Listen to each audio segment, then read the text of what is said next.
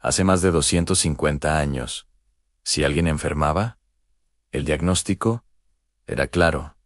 Estaba poseído por espíritus malignos. Era un mundo gobernado por el miedo y la superstición, pero en medio de esta era oscura, en la próspera ciudad de Delft, en Holanda, un hombre humilde, casi anónimo, estaba a punto de encender una luz que cambiaría la historia para siempre. Su nombre era Antony van Leeuwenhoek, nacido en 1632, y no era un científico, no hablaba latín, no había ido a la universidad. Su única escuela fueron 6 años en una tienda de telas, midiendo paños, mientras escuchaba el chismorreo de las comadres y el tintineo de las monedas. Mientras los sabios de Europa debatían en lenguas muertas, él, a quien muchos consideraban un ignorante, desarrolló una obsesión secreta en su pequeño taller, al tallar diminutos lentes de cristal. Con manos callosas y una paciencia infinita, pulía y pulía trozos de vidrio de apenas 3 milímetros,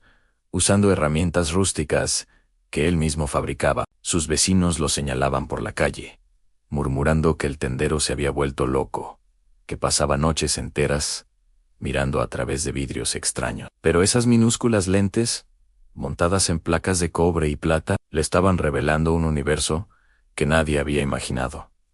Un mundo 1000 veces más grande que la realidad visible. Un día, su curiosidad insaciable lo llevó a hacer algo aparentemente simple. Tomó una gota de agua de lluvia, con un delgado tubo capilar, y la acercó a su ojo mágico. ¿Qué podría encontrar en algo tan puro y común? Corrió hacia su esposa, casi sin aliento.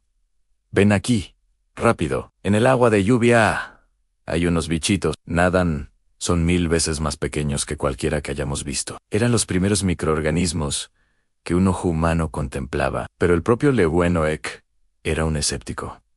¿Y si el agua se había contaminado? Para estar seguro, limpió a conciencia un plato de porcelana azul y lo dejó a la intemperie para recoger agua de lluvia, absolutamente pura.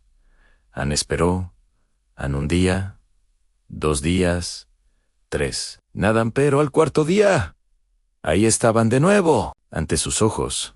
Un universo oculto cobraba vida, seres que se movían con una agilidad increíble, girando como pequeños trompos y recorriendo distancias enormes en su inmenso mundo de una sola gota de agua. Se dio cuenta de que estos animalillos, como él los llamaba, estaban por todas partes. Pero su mayor descubrimiento, el que lo dejaría sin palabras, vino de un lugar inesperado, un pimiento. Quería saber qué causaba el picante de la pimienta, así que la maceró en agua, pensando que vería pequeños pinchitos. En lugar de eso, sin saberlo, creó un caldo de cultivo perfecto.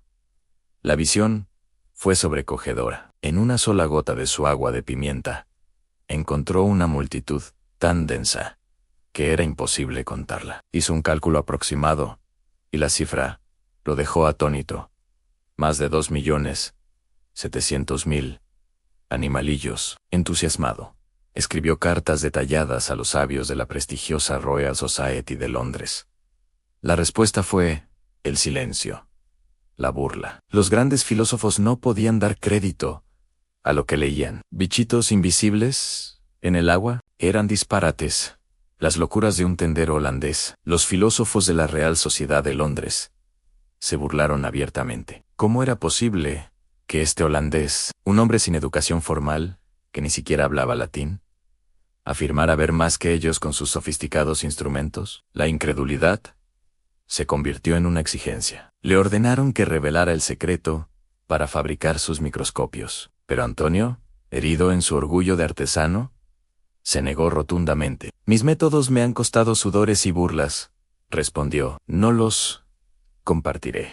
Frustrada, la sociedad comisionó a su propio experto en microscopía, el célebre Robert Hooke, para que intentara replicar las observaciones. Durante semanas, Hooke y su colega Nehemiah Grul lo intentaron todo. Ajustaron sus mejores lentes, prepararon infusiones de pimienta, pero no veían absolutamente nada. La reputación de Leeuwenhoek pendía de un hilo. Finalmente, el 15 de noviembre de 1677, la historia cambió. Robert Hooke irrumpió en la reunión de la sociedad, temblando de emoción. «Leeuwenhoek no ha mentido. Ahí están los bichos», exclamó. Había logrado por fin construir un microscopio lo suficientemente potente. Ese día fue inolvidable. El escepticismo se transformó en admiración. La Real Sociedad lo nombró miembro de pleno derecho. Un honor inmenso. El humilde conserje y vendedor de telas de Delft había silenciado con pruebas a los más grandes sabios de Europa, y fiel a su carácter, siguió enviando cartas durante 50 años, mezclando sus revolucionarios descubrimientos científicos con comentarios sobre su familia, el clima y su innegable genio. Pero su viaje al microcosmos apenas comenzaba. ¿Sabías que tu boca es un zoológico viviente? Leeuwenhoek lo descubrió de la forma más directa posible, rascando el sarro de sus propios dientes.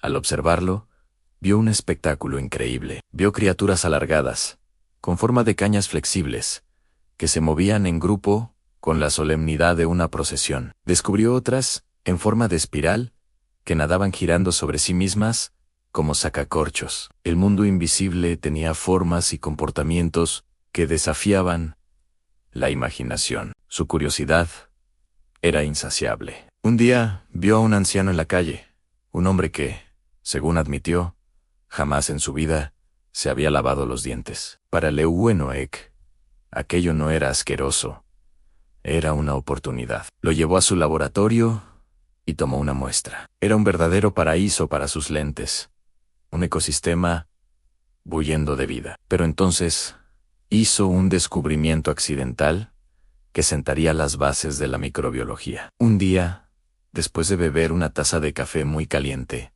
volvió a mirar una muestra de su propio sarro. Para su sorpresa, todos los bichitos de sus incisivos estaban muertos, inmóviles. Sin saberlo, acababa de descubrir que el calor mata a los microorganismos. Era la primera regla de un campo científico que ni siquiera tenía nombre. Sus descubrimientos no se detuvieron ahí. Observando la cola transparente de un pececillo, vio los vasos capilares por los que fluían los glóbulos rojos, completando por fin la teoría de la circulación de la sangre de William Harvey. Para él, todo era un misterio esperando ser resuelto. Su fama cruzó todas las fronteras. Monarcas y dignatarios querían ser testigos de sus maravillas. Pedro el Grande, el zar de todas las Rusias, y la propia reina de Inglaterra viajaron hasta la modesta ciudad de Delft, solo para tener el privilegio de mirar a través de sus lentes mágicas. Pero a pesar de la admiración mundial,